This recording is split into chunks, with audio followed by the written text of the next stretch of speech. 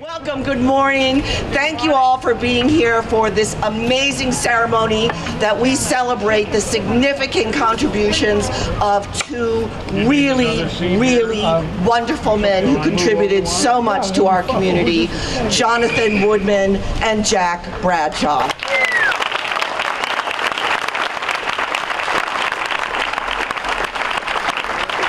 So how this is going to work this morning is that we will begin with a celebration of Jonathan's work. We will run through a speaking program and unveiling, and then we will all move over to the Bullnose where you'll see another podium and chairs set up, and we will have the ceremony for Jack Bradshaw. So before we get started, I would just like to take a moment and recognize some of our dignitaries and elected officials who are here. Of course, Representative Jim Kalkhorst is with us.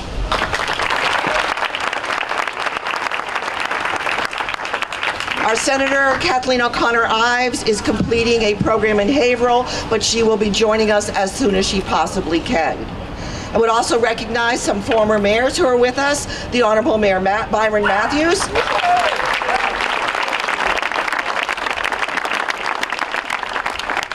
the Honorable Mayor Lisa Mead,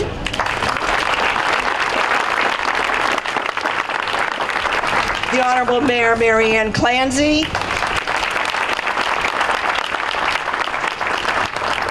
our former Sheriff Frank Cousins has joined us. We also have our former Mayor Chris Sullivan with us.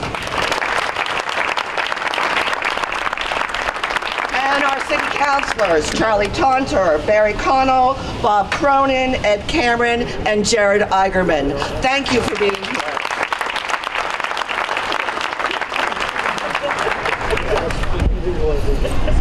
So, we start with Jonathan. Jonathan and Betsy Woodman were in their 30s in 1972 when they took the risk and bought into the city's urban renewal. Jonathan was one of a group of enterprising men with ambition, dedication, and respect for history.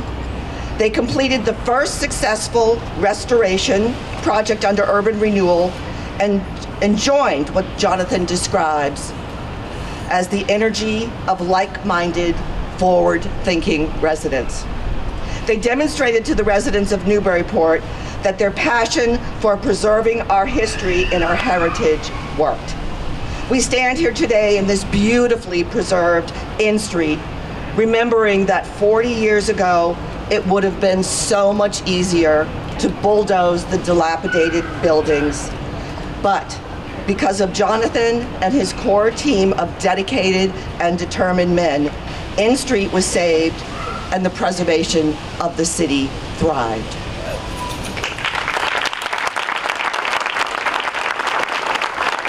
Would you please welcome our rep, Jim Kalkhorst. Thank you to the City Council, to the former mayors, former Sheriff Frank Cousins, who's in the audience today, and especially to Jack and Jonathan. I've had the pleasure of knowing both men for a number of years now. I see Jack often in the downtown. I see Jonathan at Rotary. Him and I are fellow Newburyport Rotarians, and I can't say enough about both men. Their enthusiasm for this city. I remember when I was a little kid, Newburyport was somewhat a different place, and today it's the beautiful city that we all enjoy, that I'm raising my kids in now, that my kids go to school in, and that I have the pleasure of serving you in. So I want to give Jonathan and Jack and all of those instrumental people who made this wonderful place, the great place that it is, a great big thank you today, and thank you for the opportunity that we have here.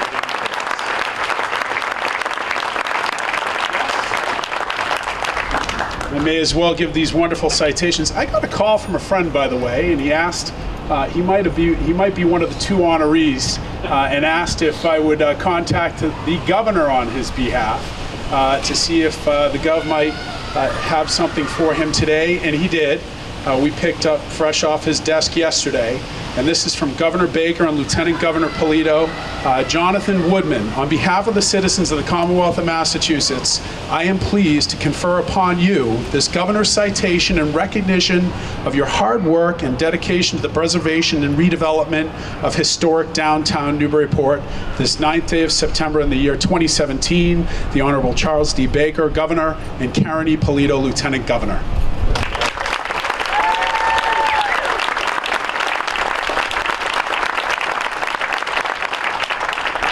Jonathan, from the House of Representatives, we have a citation for you in recognition of your service and dedication to the revitalization and preservation of historic downtown Newburyport this 9th day of September 2017. The entire membership extends its very best wishes and expresses the hope for future good fortune and continued success in all endeavors. Signed by the Speaker of the House, Robert DeLeo, and myself, James Calcour, State Rep for the 1st Essex. Thank you very much.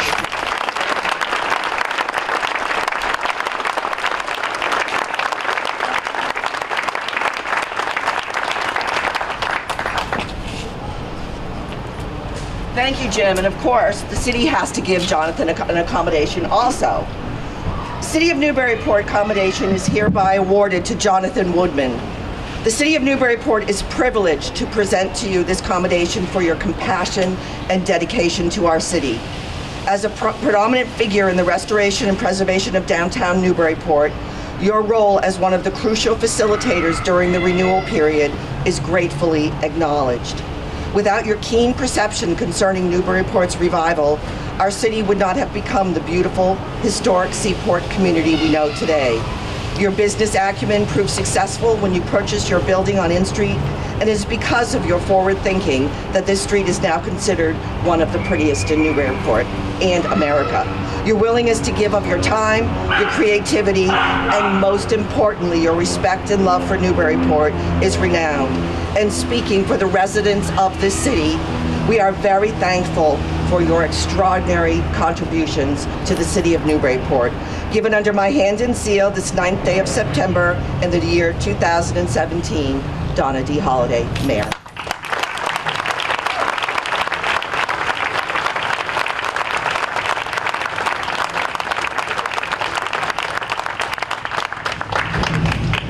And next we have some dignitaries who would like to offer their remembrances and acknowledgments, and we are going to start with Charlie Cullen. Thank you, Donna, Madam Mayor. This is truly a humbling experience for me. I can't believe, looking at all the friends here, when I was asked to do this, I wasn't really sure what to say, and I've had writer's block. So I went to my friend Julie Ganong the other day to get a scone. I said, Julie, I got writer's block.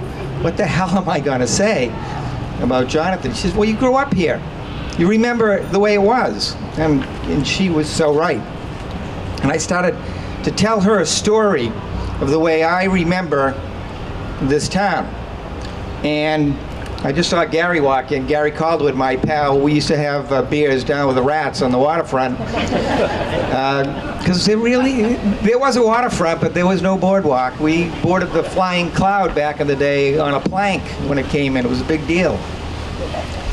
But let me paint a picture. State Street was two ways. A lot of you know that. Some don't. Until Byron made it one way. And we would come down State Street on a typical Friday night in our car, not knowing what the heck to do, go by the Y. We'd invariably get in back of a Greyhound bus that would stop at Fowles because it was a bus stop coming from Boston on the way to Portland. Now, you could get a sandwich at Fowles, but I don't think you could eat anywhere else in town, really, unless you went to Labadini's or the Sportsman's Lodge or Park Lunch.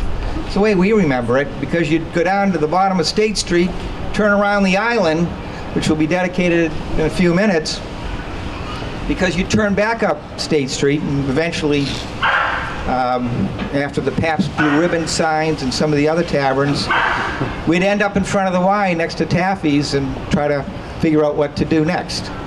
So we would get in the car again and go down Pleasant Street, say hi to Elaine and Ty Tucker, the O'Briens, Irvin Fram, eating the druggist. We used to make fun of him because we asked him if he was eating the druggist. We did stuff like that. That's what was fun. What we did not know was this place was on its economic ass. We had no idea. It was our town. And we did whatever we could do to enjoy what was here. I mean, the Daily News was here, somewhere. I don't remember where. We'd come down Hill Street. Tot lot. The tot lot. All right. Cleaners, that kind of thing. All right, enough of that. So I got to thinking that until the early 70s, until visionaries like Byron Matthews and George Lawler and Jack Bradshaw, frankly, came to this town, we didn't really know that we had anything to repair. We didn't know any better. Thank God for people like Jonathan and Betsy Woodman, because they came here. By the way, let's not forget Betsy. Let me just digress for a second. This is an honor to the Woodmans. Really.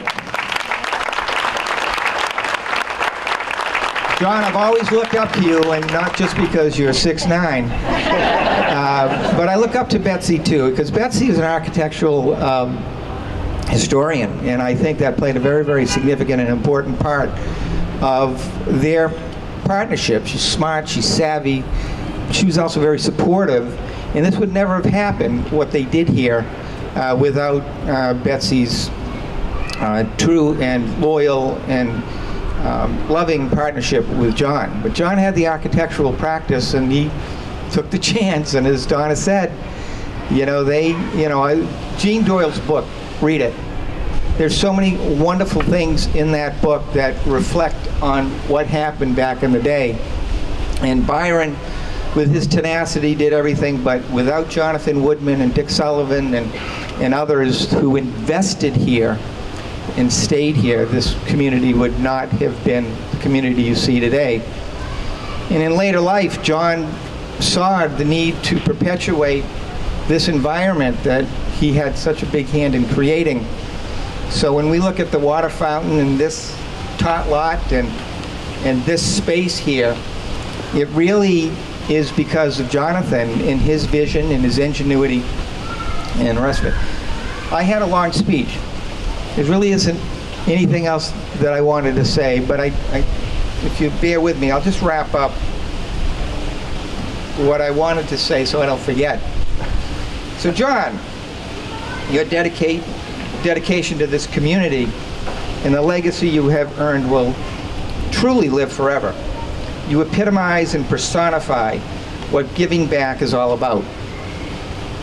To me, this plaque is just a small token of appreciation to remind generations of Newburyporters that it took people like the Woodmans to help make this all happen. You are truly an inspiration. You've always known what's important: family, friends, and community. And we will all be forever grateful for all you've done so unselfishly for this city. I'm so proud to be your friend and be here today to celebrate with you and your family on this special day. So thank you, John, and congratulations.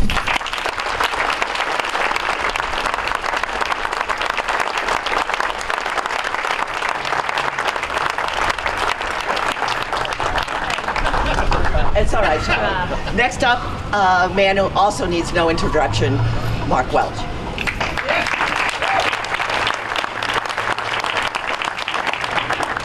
It's really great to see so many people here on this beautiful day. One of the most interesting narratives about the renovation of downtown Newburyport is that it was made possible by Newburyport natives all growing up together, all coming of age together, and all getting this renovation done together. And they were Newburyport natives not necessarily by birth, some by profession, but it was led by Byron Matthews and Dick Sullivan and John Pramberg, among many others.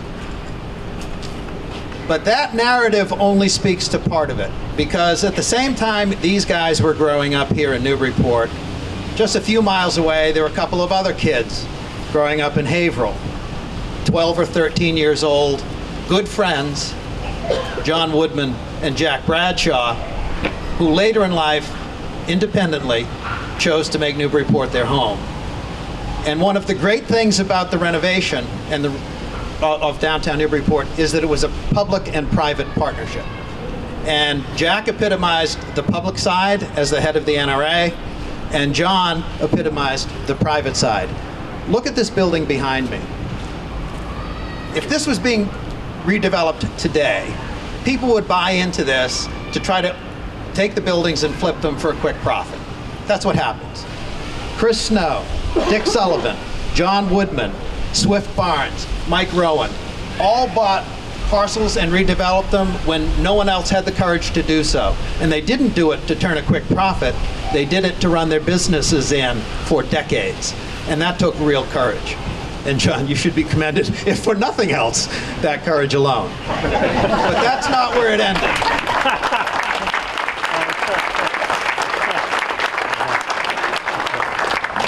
I was privileged to be able to work with both Jack and John as trustees at the Institution for Savings.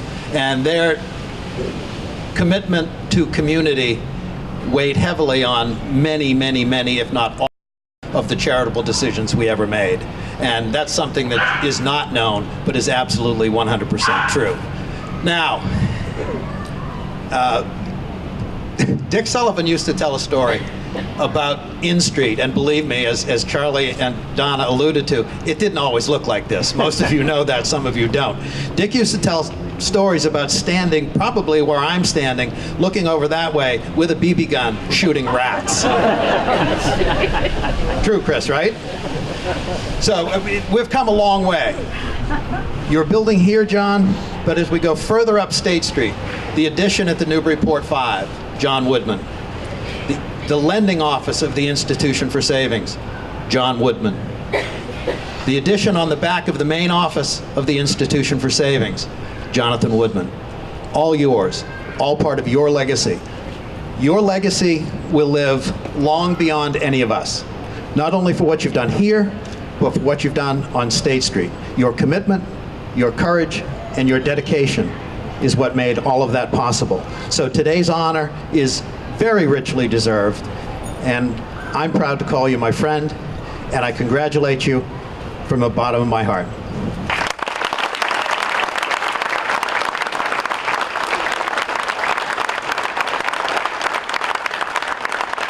Thank you so much, Mark. Thank you also, Charlie, for those wonderful remarks. I just noticed that we missed a former mayor. John Moak is here. Mayor Moak, thank you for joining us. I would like you to give a warm welcome to Jonathan and Betsy's daughter, Katie Brigham, who's going to give us some remarks.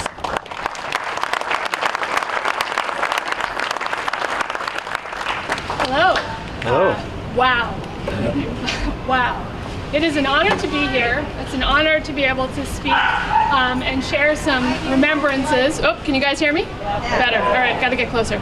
On behalf of my dad, but I am just amazed at the number of people who are here today for this event. Thank you to each and every one of you. This is amazing to see and amazing to be part of. I am very lucky. I have an amazing dad. One of the great things about having him as a dad was growing up here in Newburyport as his daughter.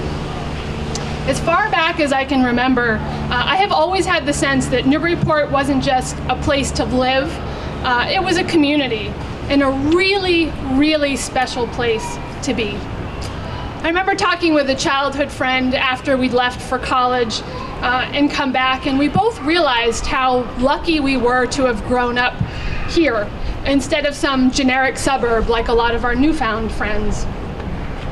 Newburyport has heart. And in large part, it's because people like my dad and Jack Bradshaw and Byron Matthews and all of the other people who've been mentioned here today worked to revitalize this city. They worked hard to make sure of that. They spent countless hours devoted to making sure that Newburyport lived up to its potential, much like he spent countless hours devoted to helping me, hopefully, live up to my own. But I think the character that was integral to this community's identity was maintained. And it meant saving and revitalizing what was already here, rather than tearing everything down and starting from scratch. All of you, all of these men, people like my mother, all of the people who've been part of this community are amazing stewards of this place. And what people like my dad taught me, the generation that came after them, was to look twice, was to see the value of what was, not so that it could become a spiffed up historical recreation or be forever wedded to the past. No, I always understood that progress and new thinking was critically important, but that it could be done in ways that respected the spirit of a place, that took the best aspects of it to carry forward. And I grew up always knowing that my dad was integral to that effort. You can't beat having someone like that as a role model.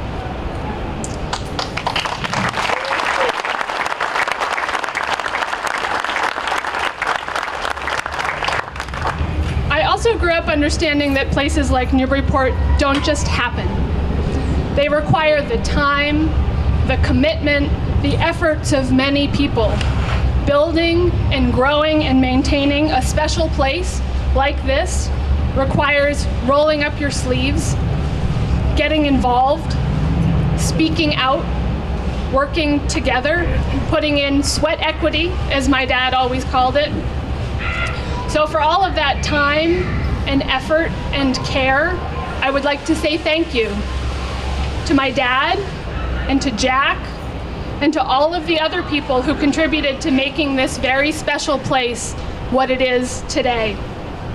I would like to thank the mayor and Charlie Cullen and Mark Welch and everyone else for recognizing those contributions. I would like to thank my mother, Betsy Woodman, and Denise Bradshaw, and all the others who were involved in organizing today's event. It is incredibly special and very touching, and I'm so grateful to be here for that. I would also like to thank all of you who have continued in their footsteps to ensure that Newburyport stays a vibrant and special place. I am a proud daughter of Newburyport. I am a proud recipient of its legacy and all of the lessons that came along with it. But most of all, I am a very proud daughter. Thank you.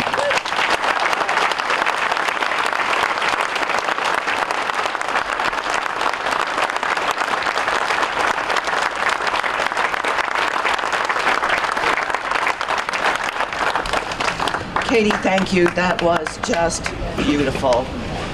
Now comes the special moment where we do the unveiling. So we don't have a drum roll, but maybe we could all start clapping as we begin. All right, ready?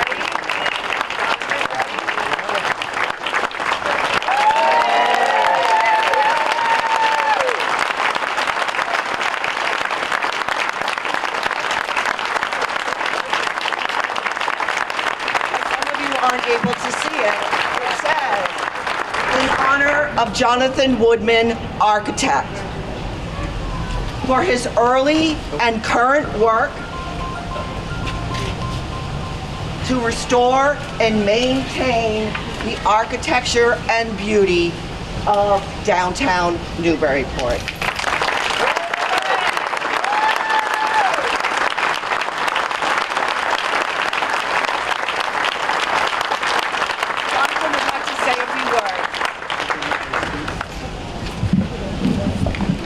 Betsy, why don't you come up here as well?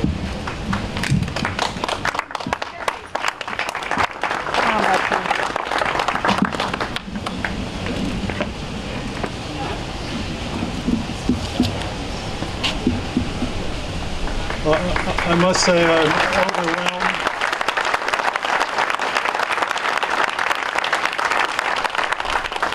And this is certainly a team effort. We're the team. I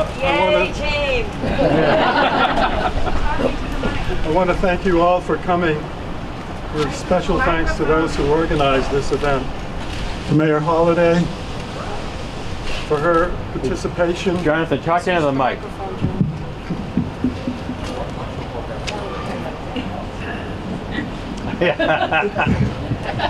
Adjustment.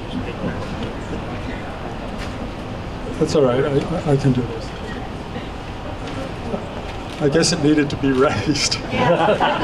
Thank you all for coming. And with special thanks to those of you who organized this event, to Mayor Holliday for her participation, to Esther Sayre, and to those.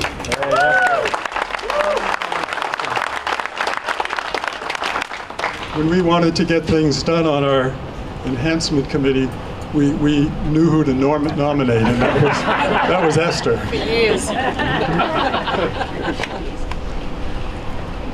Also, very special thanks to Betsy, and I'm glad she was recognized for being such an integral part in my life's work, and to our daughter, Kate. I've always told Kate, if you're only going to have one child, she's the one to have.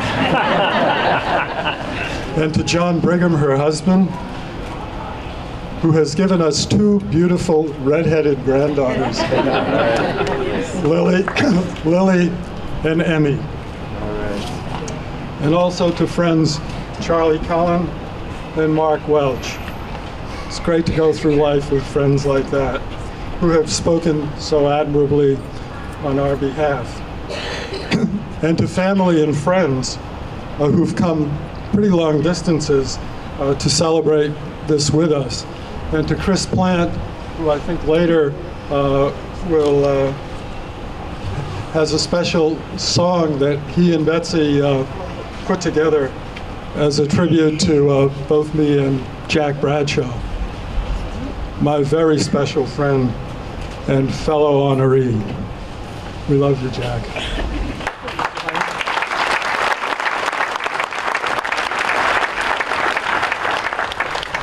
I'm grateful to each and every one of you who came to celebrate the accomplishments of Newburyport. This is a beautiful city. I would like to just say that can you hear me? Can you hear me? Yeah. I was looking out the window last night just by accident, and up the driveway came my cousin, Suzanne, and her husband, Greg Juergens, all the way from Denver, unannounced and a total surprise. They're here. Where are you? Right here. And so this has been an event that's been full of wonderful surprises, and Michael came, even with the hurricane. Michael Connolly came from Birmingham, Alabama. And so we are thrilled with the participation of these very special people. And my very special husband.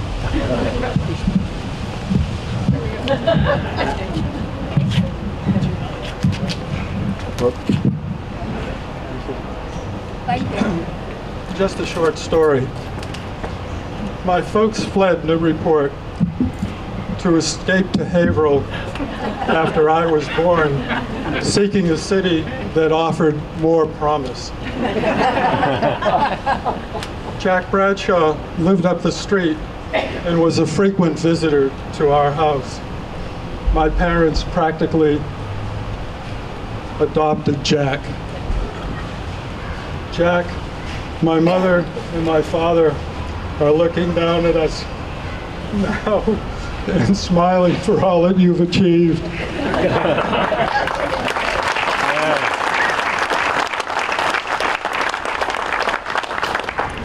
And they knew you would. And I'm certain that our Jewish mother is still worrying about the both of us.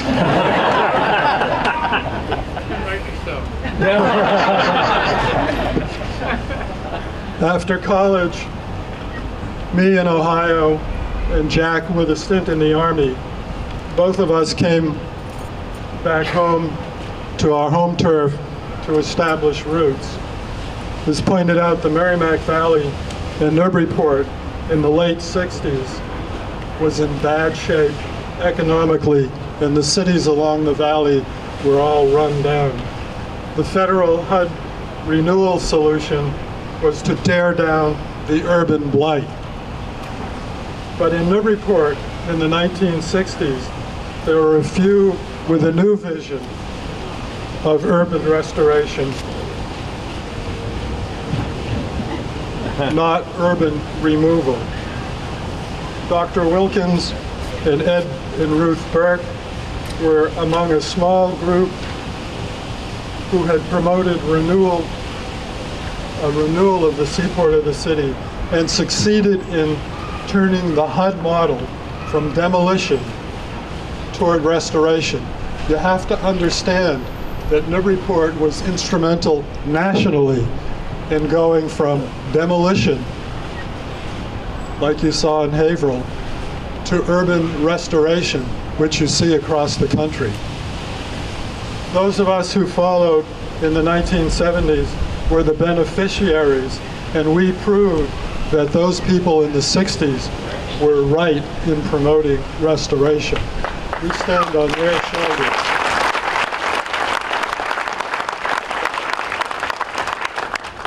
Hard work and a successful private-public effort were needed to achieve the results.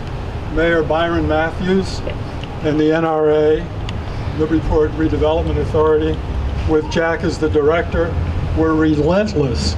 They were relentless and very creative in finding and using government money to support this restoration and redevelopment effort. Many, many people, as has been pointed out, were responsible for this, for what happened here.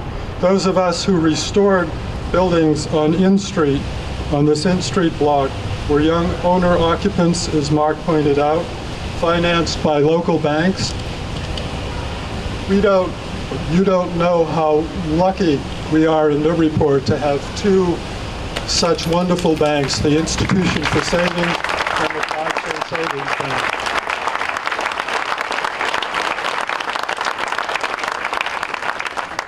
Amazing institutions who give a lot back to the community. Fast forward 35 or 40 years, the In Street Mall, where we are now, had become tattered and a bit disgraceful, frankly. A team of us formed to promote the re-enhancement of this area, including starting with the fountain. Monies and expertise came from private individuals and donations from private people, as well as our local community banks, and from timely money and professional support from the city. A new type of private-public partnership had emerged with the support of Donna Holliday. Stewardship and the legacy has been carried forward. A younger generation is picking up the reins to see that the beautification of our city receives ongoing care and continues to attract all who come to experience our historic city and walk through our neighborhoods. I am proud to have been able to play a part, as has my wife, in the important urban history of this beloved city, Newburyport. Thank you very much. I can't tell you how deeply moved we all are, Betsy and I, with your kind consideration. Thank you very much.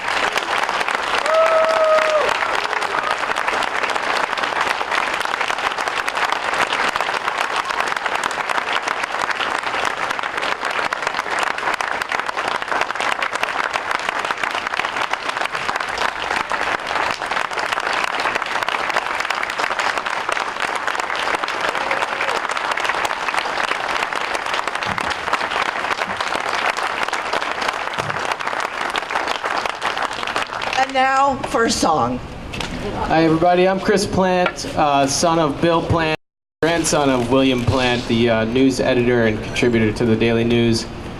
The Woodmans are so influential in my life, and they're like family to me, so I'm really honored to be here with so many accomplished people and friends. So this song was written by Betsy and I. Betsy did the lyrics, and it was written special for this occasion. It's called How the Port Got Turned Around. Can everyone hear okay? Okay.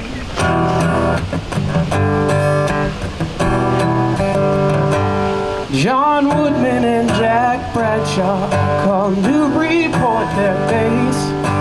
Jack was born in Haverhill, John at Anna James. Same class at Haverhill High School. The year was '59. Went separate ways for many days, but they'd return in time. They'd return in time.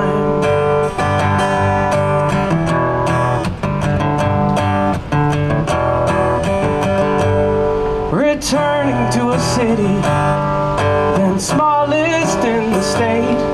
What they found there was disrepair, but that was about to change. In need of no small miracle, Jack he brought in John. Through their accord, our Newburyport was about to be reborn. About to be reborn. They set out to save this town from its fate. We know now that this is how history's made.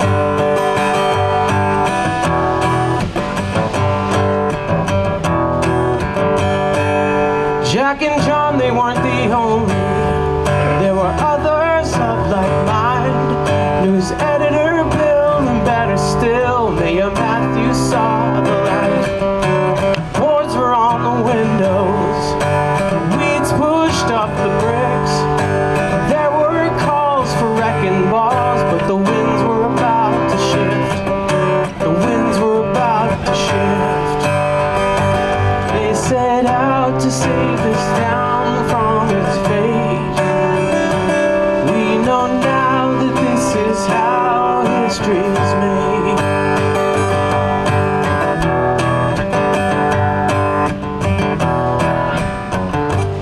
Jack headed up the NRA, an alliance for the fight. Mayor Matthews pled with the feds. It was time to make this right. The funds, they came in finally. First up was the N Street block. It was John to first take on. Burned out roofs and beams were dry. Soon once again on N Street, our city teemed with life. As we stand here, it's crystal clear that the port was worth the fight. The port was worth the fight. They set out to save this town from its fate. We know now that this is how history is made.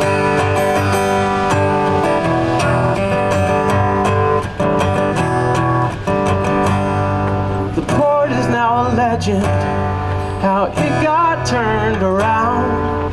Many feet now walk the streets and marvel at this town. Jack and John, now they're not finished.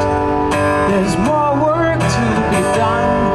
They've been at it here for 50 years, and here's to 51. Here's to 51.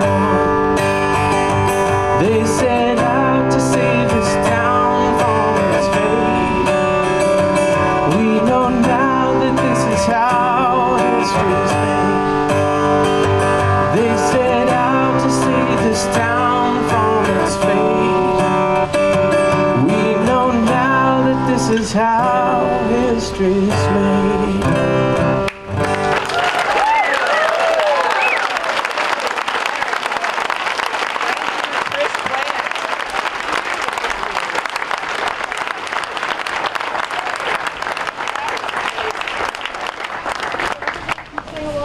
Okay, we're gonna do a little sing-along.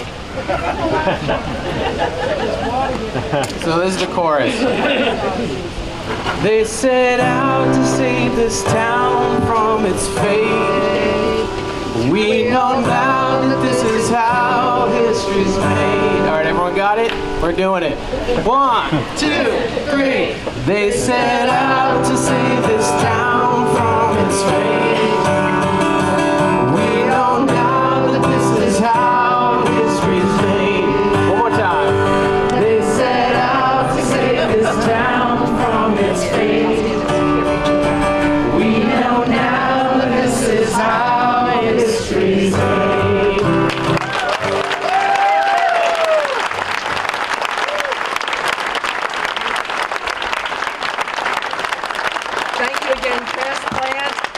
those wonderful lyrics by Betsy.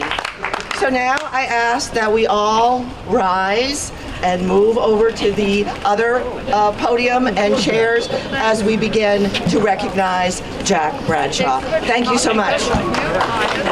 Hey, welcome back. We're going to get started with our part 2 of our ceremony, and this time to honor Jack Bradshaw.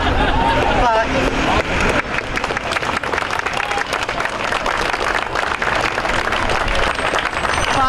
before I begin, I would like to recognize a few other elected officials who have joined us. The former Honorable Mayor Mary Carrier is with us.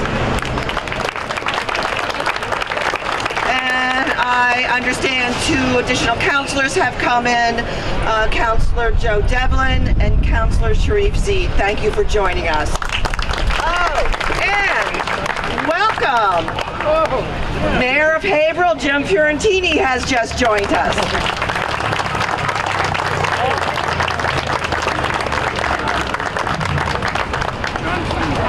Hey, Mayor, great to see you.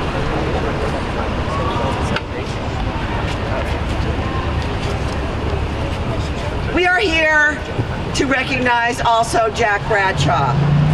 He was the Newburyport Redevelopment Authority Director under the Honorable Byron Matthews, who joined with a group of dedicated citizens, including Jonathan Woodman, and it was time to get rid of the dilapidated buildings and blight in our downtown.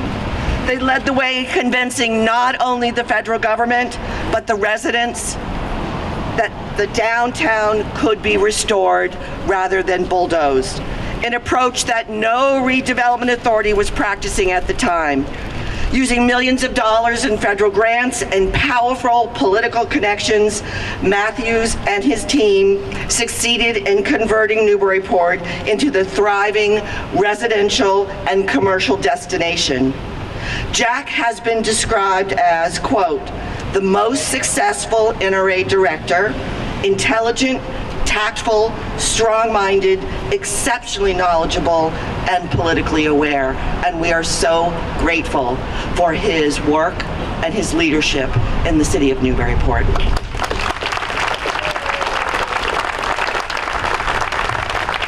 So now I would like to recognize our representative, Jim Kelcourse, who will be presenting, and Senator Ives, thank you. So please welcome Jim Kelcourse, who will also read a citation for Jack. Thank you, Madam Mayor. Thank you, Mayor Fiorentini and Senator Ives, and to all distinguished guests.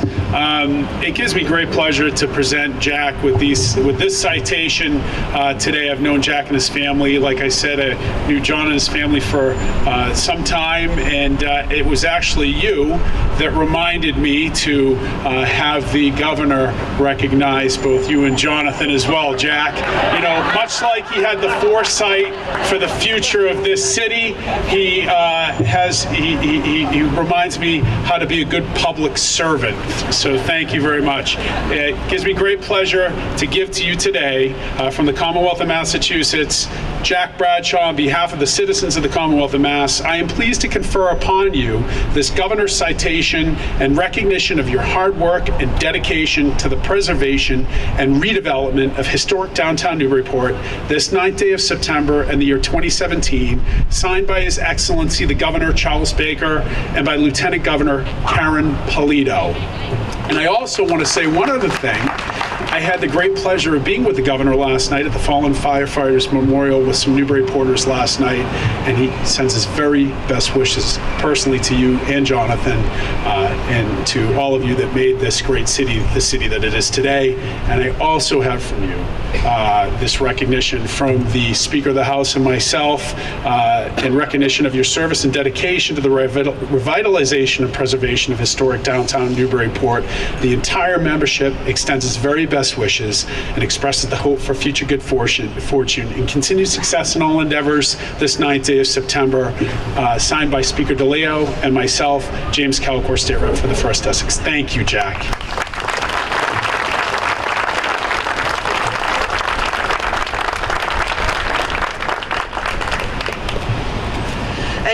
now, as I mentioned as we started it, Senator Katie Ives was delayed in Haverhill, and not only did she join us, but she brought the mayor of Haverhill with her. So it was this wonderful. So Katie's going to step up and give her proclamations first for Jonathan and then to Jack. Could you please welcome our Senator, Kathleen O'Connor Ives. Thank you very much, Mayor Holliday. I greatly appreciate it. And I'm so glad that I could make it in time to recognize the contributions of our friends Jonathan and Jack, because every single day we enjoy the beauty that is the Clipper City and its authentic nature because of their vision and their hard work. So with that being said, it truly is my distinct honor to first present this official State Senate citation to Jonathan Woodman, and it reads as follows. Be it known that the Massachusetts Senate hereby extends its congratulations to Jonathan Woodman in recognition of your vision of amazing Newburyport, a strong commitment to the revitalization of the downtown, through thoughtful preservation and for all of your hard work and effort you put into the accomplishment of this vision. This citation is, of course, signed by the Senate President, the Clerk of the Senate, and myself, but it is a humbling moment for me to hand this to you because I do think it was not only visionary, you made history because this sets the standard for the way you can preserve original architecture. So with that, I give this to you, Jonathan Woodman.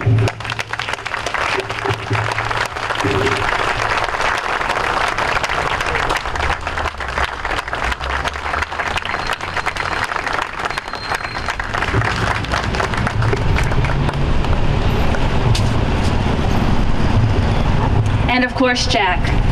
Quite the duo. I think this event is so well put together because anything good of this nature is a team effort. And combining your skills and your talents and community building, we enjoy what you've helped preserve every single day, along with our good mayor as well. With this State Senate citation, it's simply a token to recognize your effort, but behind that is the recognition of all that you've accomplished and to seize this moment to recognize that today. It reads as follows. Be it known that the Massachusetts Senate hereby extends its congratulations to Jack Bradshaw in recognition of your vision and commitment to the revitalization of downtown Newburyport through preservation, hard work, perseverance. Your concerted effort realized this accomplishment.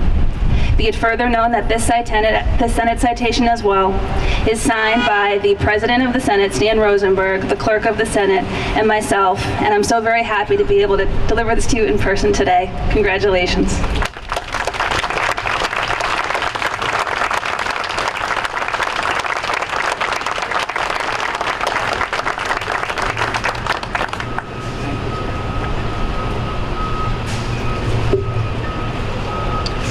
Thank you, Senator. Very well said.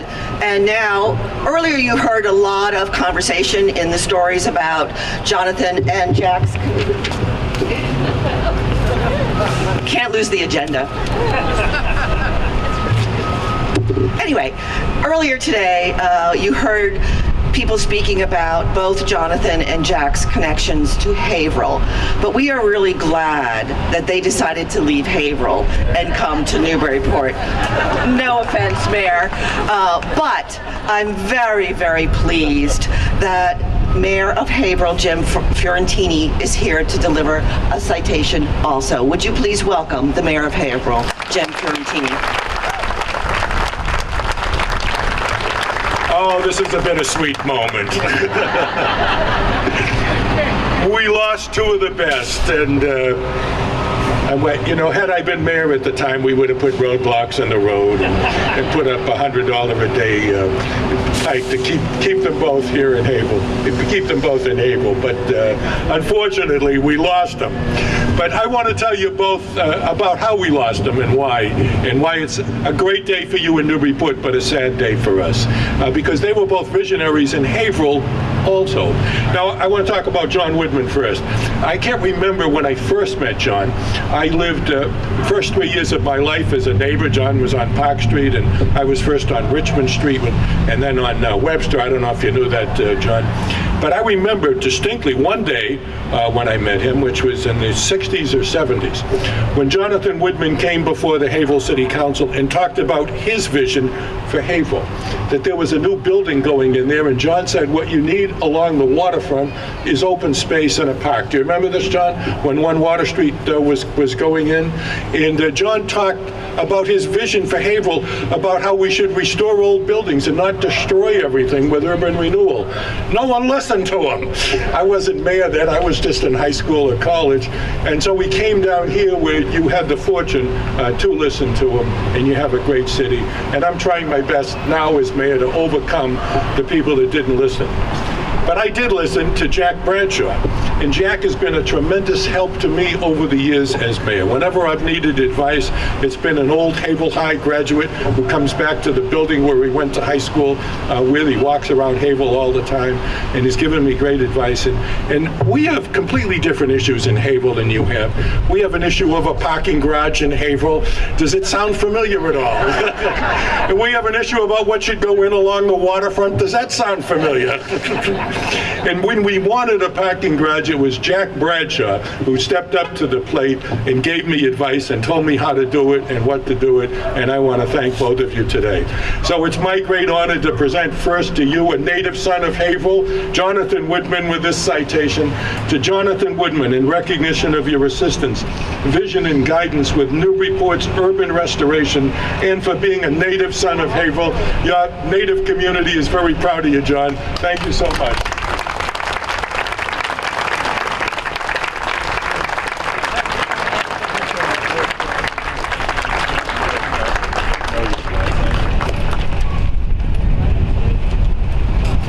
It was John Woodman that first told me about that NIMBY is now obsolete. It's now been replaced by banana. Build nothing anywhere, at any time. And every project we try to put in, I'm reminded of that. But it's also my great honor today to present to my friend and advisor, who's been such a great help to me, to Jack Bradshaw, this citation in recognition of your involvement and leadership with the Newburyport Redevelopment Authority, serving as executive director from 1973 to 1978, and most importantly, for being a native son of Haverhill and going to Haverhill High School. Thank you very much for all you've done.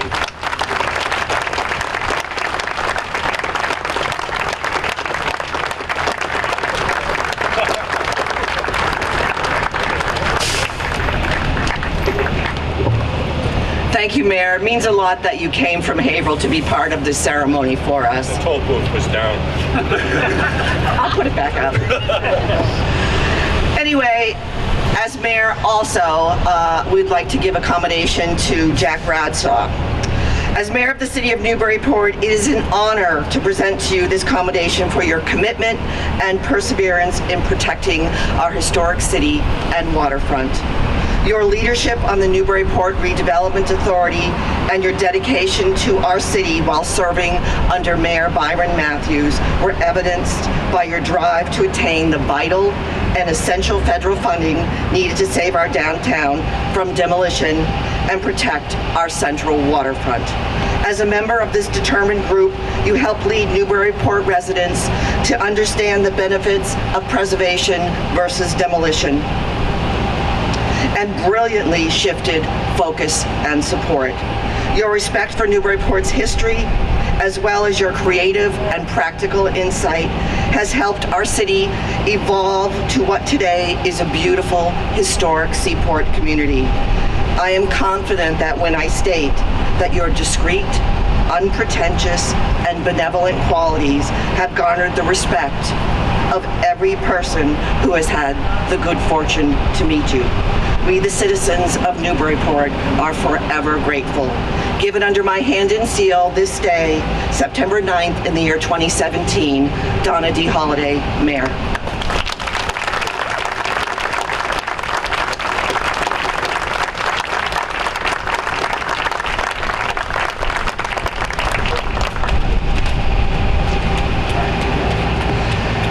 And next, I would like to invite Jack's son, Josh, up to give a few remarks.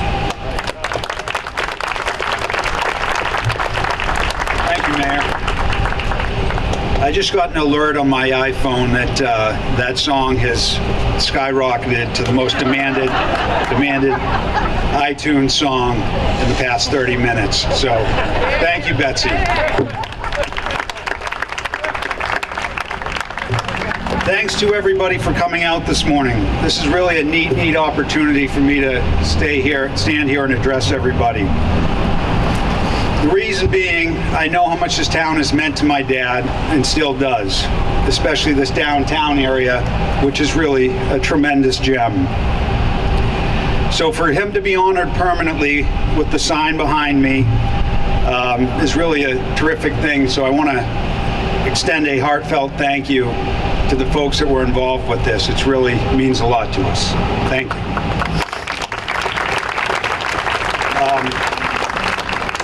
My father is deeply committed to this town and has been for most of his life.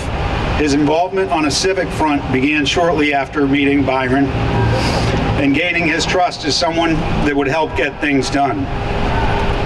He started first as Byron's assistant in 1967 and then became involved with the Newburyport Redevelopment Authority as its executive director and board member for many years.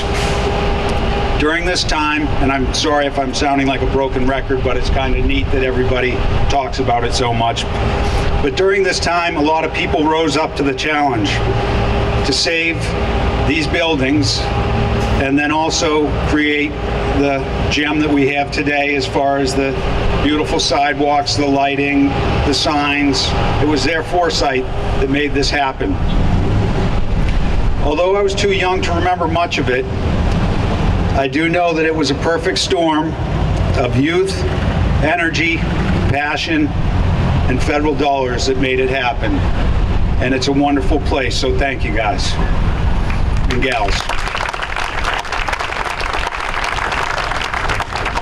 After transitioning out of Newburyport on the job front, Dad served in several roles in state government, including first working for Byron again.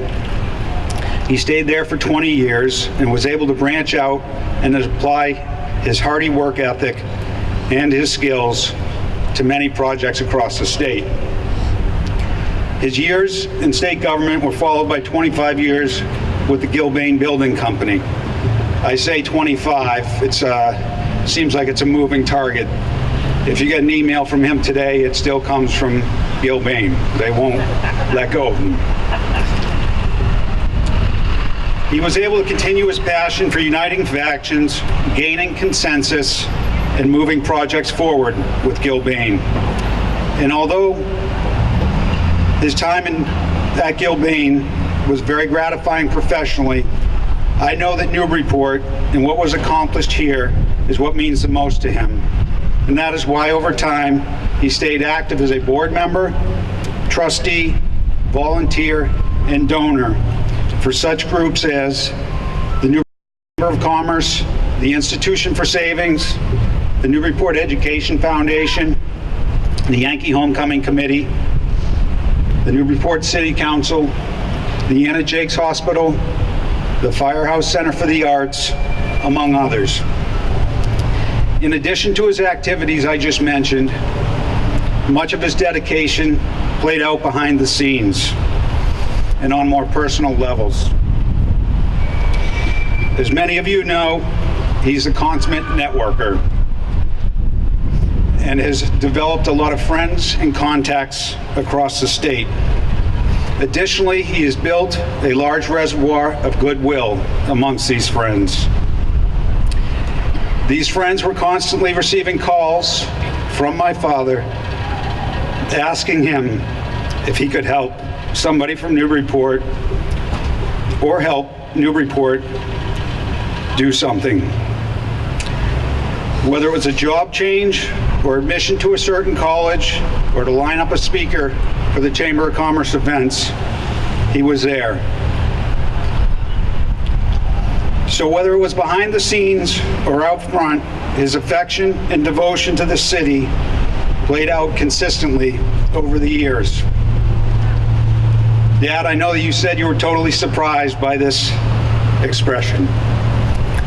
Well, I think I speak for everybody here today when I say it's well deserved. Congratulations.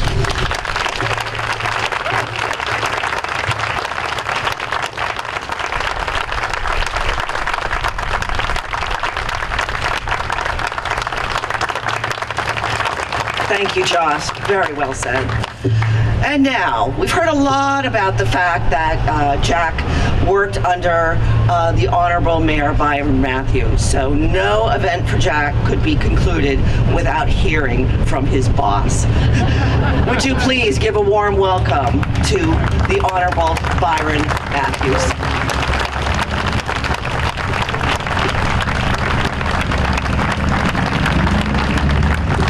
Thank you, Mayor Holliday, Representative and Senator, and my friend, the Mayor from Havel. What a tribute to Jack to have him and John. Where's Jonathan?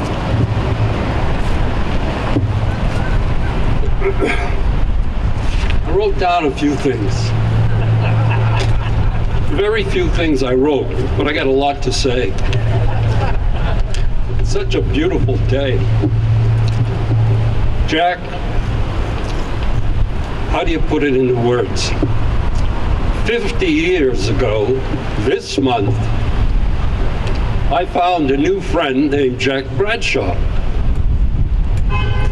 It was my first run at becoming mayor of Newburyport in 1967. And I met Jack on High Street. Jack was living on the corner of High and Woodland Street. And of course, I'm down around the corner, and we met on the sidewalk somewhere. Yeah, and Jack said to me, I'd like to get involved in your campaign. And I said, of course. We can use all the help we can get. And as a result, that was the beginning of a 50-year friendship right through today, and that includes Jonathan. Let me go back to Jonathan a minute, please. Jonathan and I have been in business together for 44 years. We own the Racket Club of Newburyport, and we've started that particular job.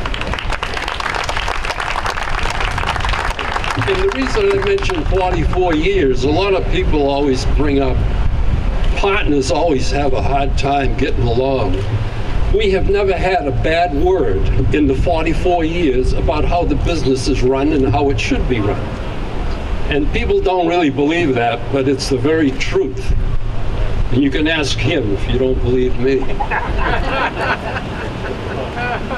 But Jonathan, I want to congratulate you too at the same time. And I'm sorry I didn't have a minute to speak up there. But I can recall the only building that burned during our restoration program was John Woodman's building. The whole back collapsed. The only thing standing was the facade. And John took that building on. And it was one of the biggest concerns that Jack and I and the Redevelopment Authority and the City Council and everybody in Newburyport had. Fire. We were afraid before we could get to the buildings, there would be another big fire. And then we'd lose everything we were trying to save. But just as a little aside, people used to live in those buildings when we had them all shuttered. And I remember going upstairs in one of the buildings, and the people who had occupied the place overnight, sleeping there in the summer and the winter, they had started fires in the sinks to keep warm in the winter. And we were so lucky. I just mentioned that because Newburyport was fortunate, and we got down to where we did the rehab. Jack,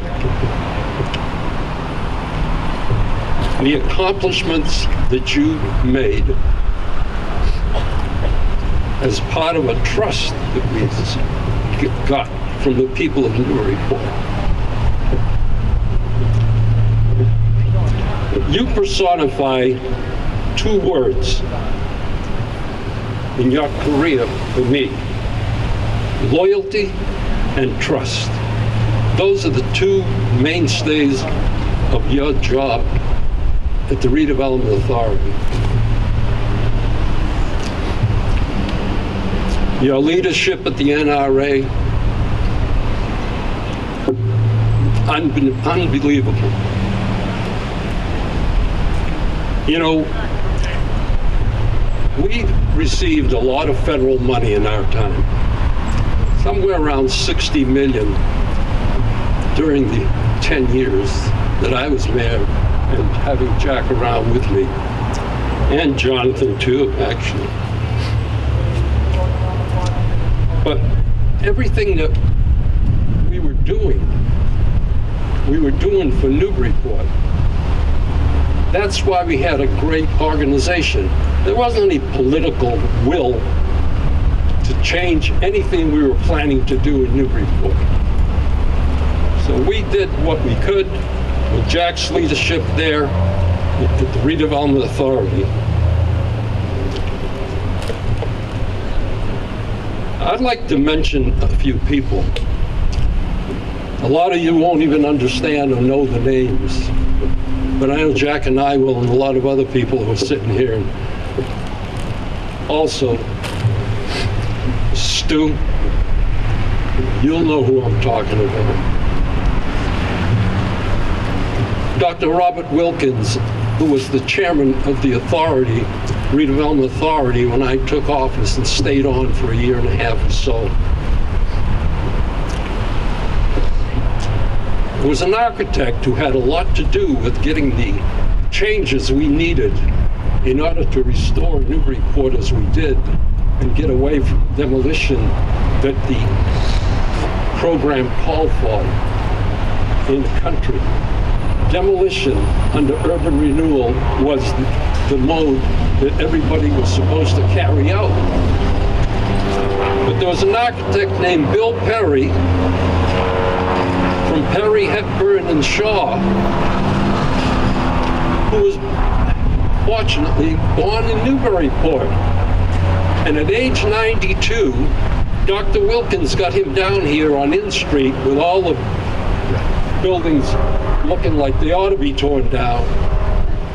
And as a result, he was able to take control and go to HUD and get the law changed, or actually a program to see if he could change the regulations and allow for rehabilitation and restoration. And that happened. So Bill Perry, probably none of you ever heard his name except a few of us, was instrumental in getting the law changed eventually. Ed Dodge, is that here? Sandy? Ed Dodge was also a chairman of the Redevelopment Authority.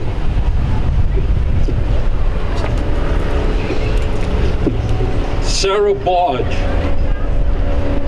who was also a member of the Redevelopment Authority during those 70s. Charles Foley, Charlie Foley was a member. Charlie Small was a member. Joan Burke, a member. And Michael O'Brien, a member of the Redevelopment Authority. Unfortunately, a lot of these people have gone on, but they did their job. In Jack's office, I have to tell you a story about moving the redevelopment office in the basement of the Custom House in order to get some money coming in to the authority, and as a result, they took over the basement of the redevelopment of the Custom House and went forward with moving there, and it was one heck of a time, if I can say that. But there was a fellow named Jim Carey, who was an assistant to Jack, who we got from HUD. for no cost for 3 years. We arranged a deal where they put him on our staff at the Redevelopment Authority. Dick Passeri. Dick is here, I understand. Dick, nice to see you. Dick was an assistant director also. John Lee was a planner. Janice Lavoie, executive secretary. Rudy Lutz was the rehab specialist. David Lawston was an assistant rehab specialist. David? And then Sally Paraka also was a secretary.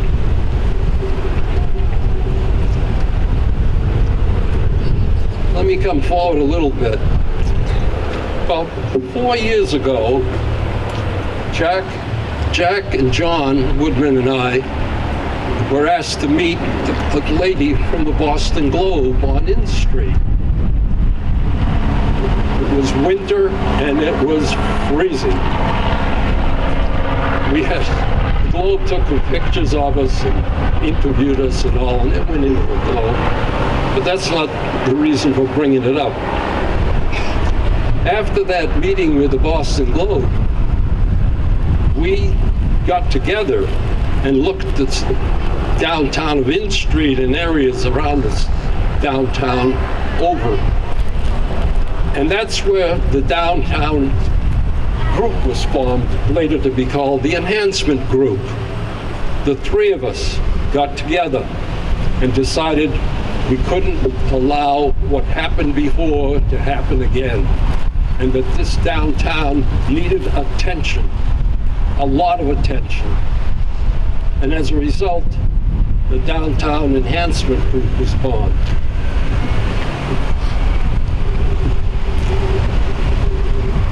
I'll tell you a couple of funny things. Jack and I traveled a lot to Washington. Everybody would say, what do you go down there for? And I used to say, because that's where they print the money.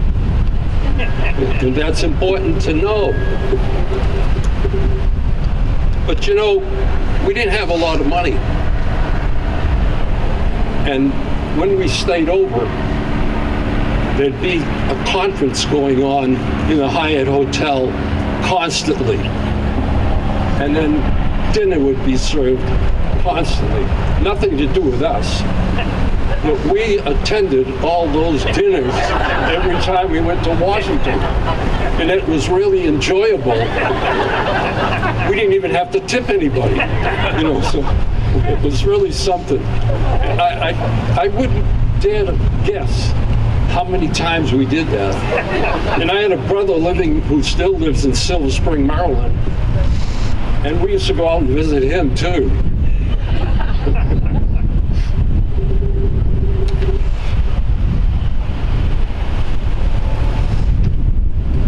One night, Jack and I had a great relationship, by the way, with Senator Kennedy's office.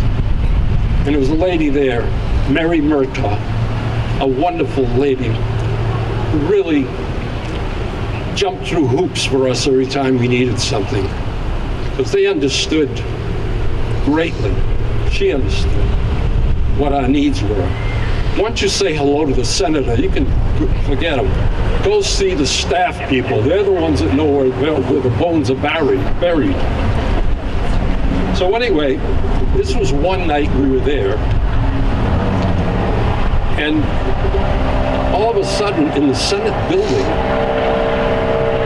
we heard a lot of rushing around, and they were evacuating the Senate building where Ted Kennedy was. And of course, Mary was there too, with us. And we started out the door, and we didn't know what was going on. And we asked, and they said, there's a takeover being tried by somebody for Washington, D.C. They're going to try to take over the Capitol. And it was called the Symbionese Army. This was in the 70s. A lot of you probably never heard it, but it was true.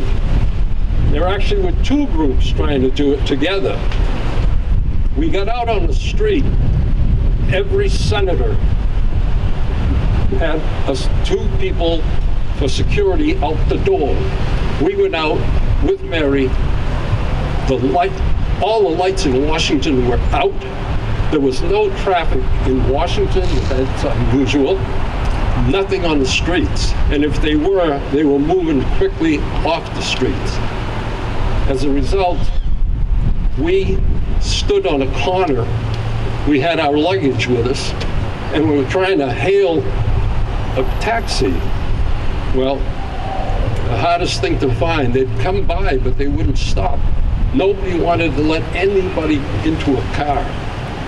So as a result, we stayed there. Mary left and went across the street again, and we thanked her very much for all her help that night. And as a result, a taxi finally stopped and took us to the airport. But that was one experience in Washington I had never seen before. It's amazing. You know, we talk about how much we do, but we have to remember what everybody else did for us too. And some of the people that Jack and I worked with, and I'd like to read these people's names. Michael Harrington, the congressman. Boy, talk about help. Mike Harrington was exceptional in his help. Senator Ted Kennedy, always helping, always coming across with whatever our needs were. Senator Ed Brooke, a dear friend of mine who's passed away, and as Senator Kennedy has. And Governor Frank Sargent, who I worked for 7 years in political, and I want to say to the to the senator and the representative, we received a lot of state money. We received a lot, right, Jack? And on one occasion, by the way, we had bid out the streets to be done in Newburyport, and the bids came in $500,000 more than what the state had allowed us. I called Jack down at the authority and I says, get over here, we're going to Boston. It was 5 o'clock in the afternoon. And we left and went up there to Boston and got into the commissioner's office, who I knew well, John Carroll. He was DPW commissioner. I says, John, we got a big problem. He says, what's that? He says, I need $500,000 to do my downtown and my walkway in back of Vin Street, and back of State Street. He says, go ahead home, you got it. That's how it worked. That's how we got the additional money, $2.5 million to do that job. Governor Michael Dukakis, a great help again, always ready when asked to help us. Governor Ed King, who I worked for later, was responsible for getting the money to fix up the Garrison Inn. Marvin Siflinger, the director of HUD in Boston. Marvin became a dear friend. He was originally the field person for HUD. And Jack worked very, very closely with him and the authority. And again, a lot of help. Stu Dawson, from Sasaki, Dawson, and DeMay, the architects who planned all this stuff downtown here, all the nubbins and everything else that we see on State Street. Right, John?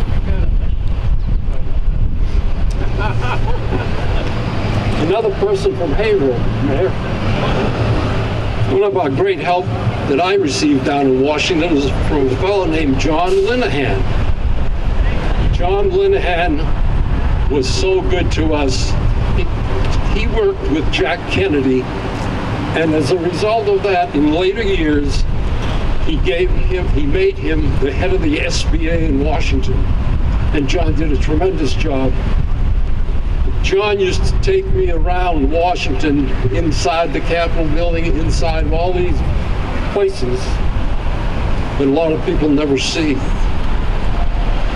But he helped me a lot.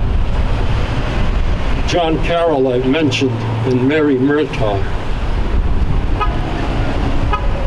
So under Jack's direction, we saw the bulkhead and the promenade built. We had the brick sidewalks installed. We had the demonstration program on State and Inn Street that allowed us to do this restoration. And one of the biggest things that happened in the utility field, we received the money to remove the telephone poles and place all the wiring downtown underground. And that happened with federal money. And then Jack directed the small cities program too that we had.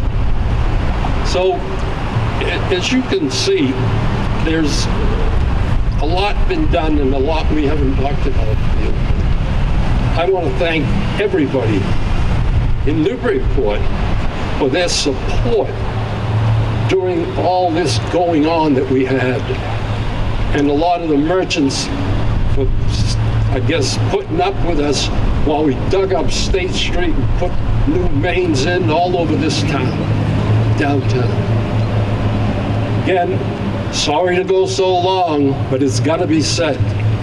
And let me add, in closing, what we've had here this morning with Jonathan and Jack should be done as a reminder to people that this place wasn't always like this. It was in 1814 or so, but it wasn't in 1960. We were lucky. We were very lucky to get people like Jack and John to stand up, take over a building, take over the NRA, and off we went. And we all went together, and that's why we succeeded. Jack, I love you. John, I love you. Thank you all very much.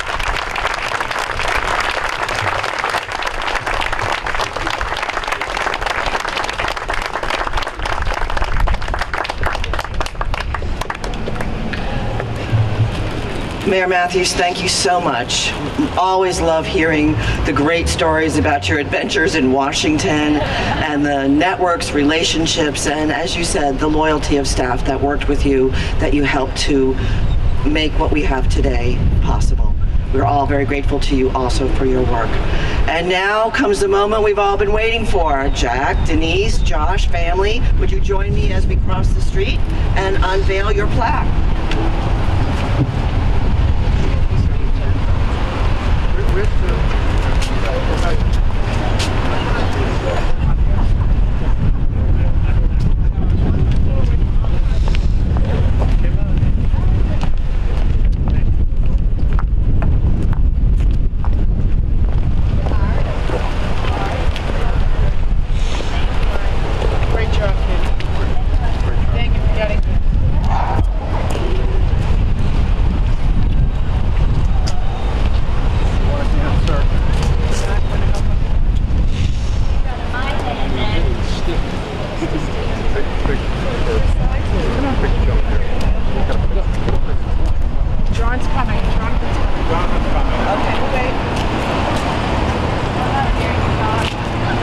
Jonathan, do you want to come over?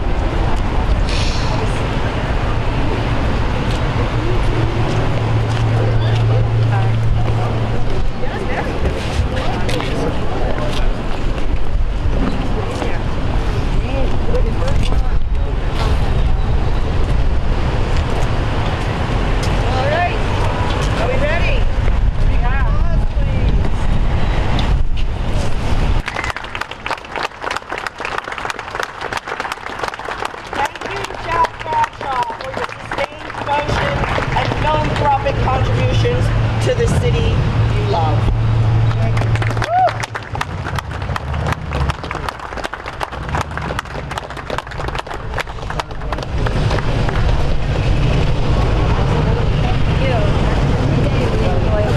Jack's gonna come say a few words. Yep. Jack Bradshaw.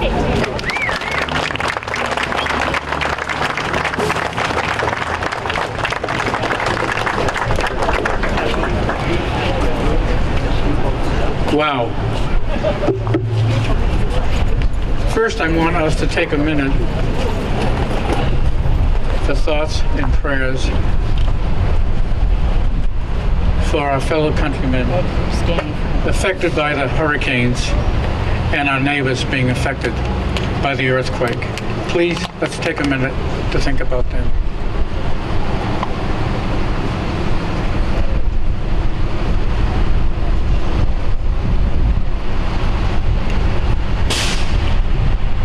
Thank you. I love you, Newburyport. I really love you, Newburyport. Right, John? My remarks are going to be short because fortunately some of the people that were ahead of me have said some things that I wanted to talk about. But let me just say, in backing up and adding to what Mayor Matthews said, it's amazing to stand here today.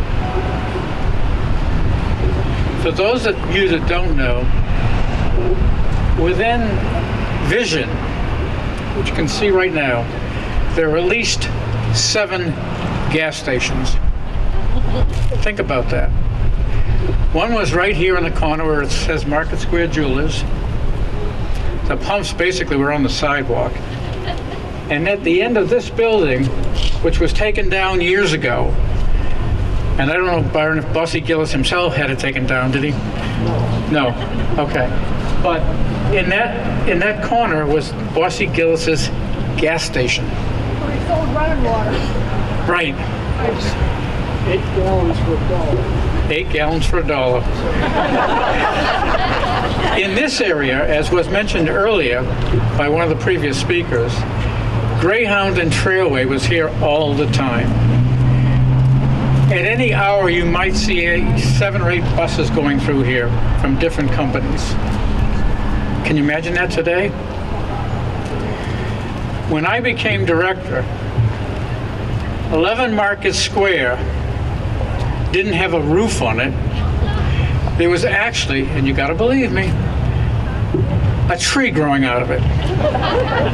Seriously. Imagine that, a tree growing out of it.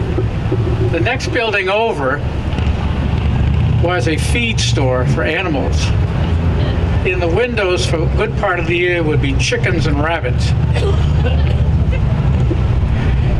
This building here was home to auto dealerships. Now, I know only a couple of you will remember Packard's, the car. Yeah. Unbelievable, but car dealerships downtown.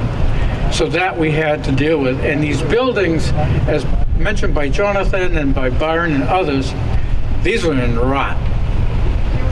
So we had the good fortune of the federal monies, the HUD monies, and the state monies.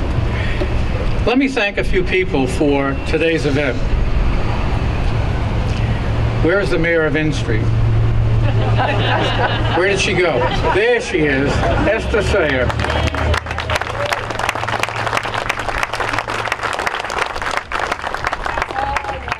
That's all she wants, yeah. Until later this afternoon. Anyway. Where's Julie Ganong? Julie, thank you. These 2 people, along with Bill Lattis, who right now is on a cruise ship out of San Francisco, heading for the Panama Canal and then coming back to New York City. These 3 folks authorized, not they authorized, but they put this together, if you will. And I thank you. Mayor?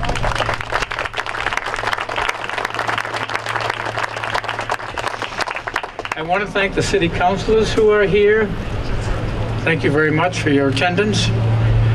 And especially you, Jared, city councilor for this ward. As he well knows, I tell everybody, oh yes, I knew him before he was born. His parents lived about 5 houses away. So I remember when his mother was pregnant and Jared was born. But thank you for your involvement with the city, Jared. It's very, very nice. And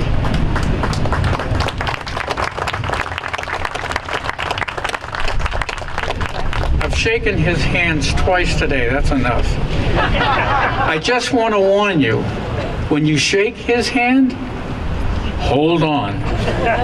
He's got one of the strongest hands I've ever met. But I'll do it one more time. Thank you, Representative.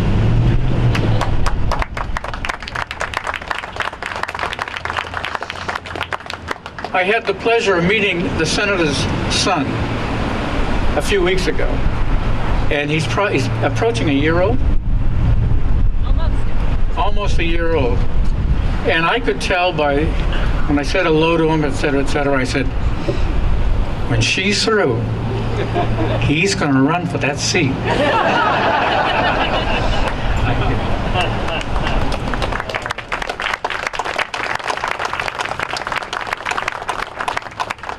And Mayor, I can't thank you enough for being participatory and involved with this event. As I walk the streets of the city, as I did this morning, 4 miles, Denise and I walk anywhere from 3 to 5 miles in the city almost every day. The constant changes that are going on, the constant construction. Earlier, it used to be craftsmen coming down from, let's say, the eastern part of New Hampshire. Now there are even trucks from Maine here every day. So much going on in every neighborhood. But I want to thank you, Mayor, because you have, as was mentioned earlier by, I think, Jonathan, you have kept us alive. You understand what has to be done. And as I looked at the Kelly School this morning, built in 1872, and the rehab that's going on there now, X number of condos and parking underground, etc., I said, wow, and that's because of you. And you've kept up the good work, and thank you for what you've done up here on In Street and helping us preserve the area. Thank you, thank you. Best wishes.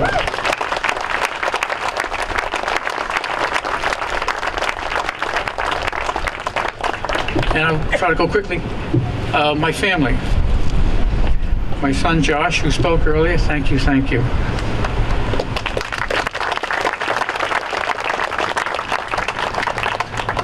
Dana, I'm sorry I don't have anything Alabama on today, but I did this morning when I was walking. My daughter-in-law, Dana, and the grandkids, Caleb and Harper. Oh, and my brother. Some of you might know him. He played piano over at LeMay's for 25 years. 25 years. He's a school teacher in his 52nd year, teaching Latin. And this year, I believe, it's your biggest class ever? 149? 149 kids.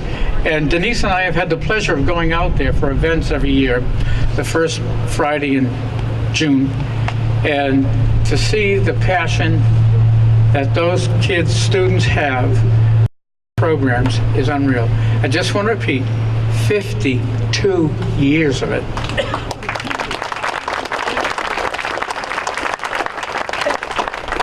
My daughter Rebecca is sitting where? Standing. There you are. Thank you. Rebecca lives in New York and works in New York City, and she hustled up here today, and thank you very much. I love you. It was mentioned earlier there were a couple of folks here who were involved way back when. Ed Dodge and Sandy, where are you, please? Oh, over here. Thank you very much. Ed was on the board with me, later became my boss when I became the director, and Ed and Sandy have been my friends 50 plus years, at least. Thank you, thank you.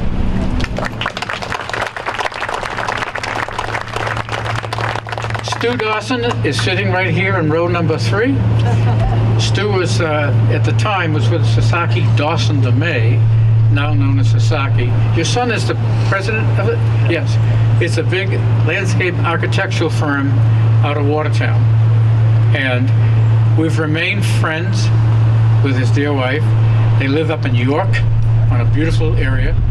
They live, and the one wonderful thing, I think Byron hit on it, is to have friends after all of this. Friends you work with, and Stu and Nellie have been there. I think I have mentioned everybody. And Denise asked me to not to linger. But being the last, after these wonderful programs, I just want to repeat that this was, yeah, there was an old saying back then, Byron, you remember Dresden after the war? And having had the opportunity to see Dresden when I was in the military in Germany, you look around here and this was Dresden after the war. That's how bad it was, people. Can you imagine? It was that bad. 50 years later, we put these trees in. Can you imagine that? Those trees look old now. But anyway, thank you all for coming, and I don't know if there's anything else I should do, Mayor? Okay, thank you very much. Thank you all. I really appreciate you all being here today to recognize the talents, the accomplishments, and the significant contributions of Jonathan Woodman and Jack Bradshaw. Thank you again.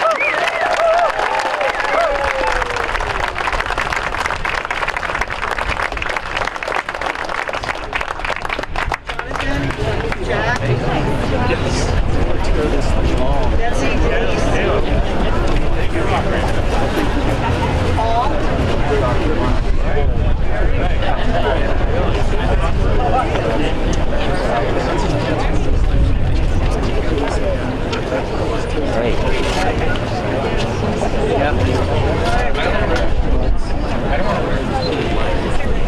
we're going to take us out and take a picture.